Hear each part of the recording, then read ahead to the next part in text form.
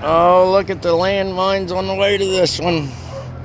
Got Chrysler to got to put a radiator in it or something. What is this? A Chrysler Pacifica. What year we got? What's your stuff, kids?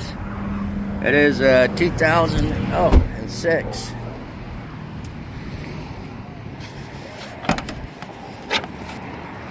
Put the radiator in here.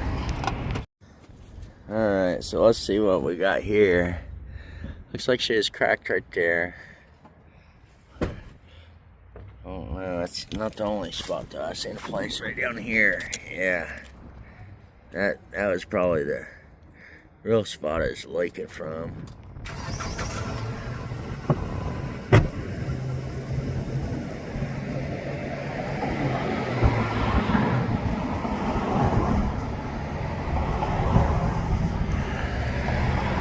Trying to zoom in on it for you.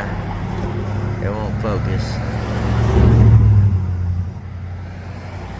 Yeah, that's in the lower side of the radiator down in there.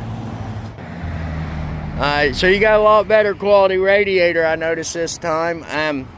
However, those mounts, those rubber mounts up here at the top, and there's also two at the bottom, would really suggest getting those things once again. I remember last time I was telling you about it, I had to use some bolts and stuff.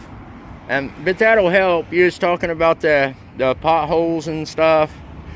Yeah, but those rubber mounts will really help you.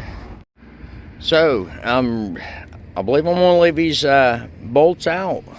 The things in there are solid and stuff, or sturdy, with a little bit of flex. If I mount these back to this, I got a feeling with what you were saying, and it's you know, it's been whacked around before, things are bent.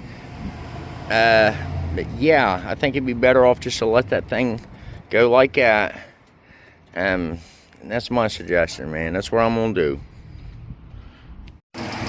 Alrighty then. There we go. Get you topped off. I suggest checking that, you know, after one drive. But she's topped off, no leaks. And yep. Alright, thank you for the opportunity, bub. I'll see you later.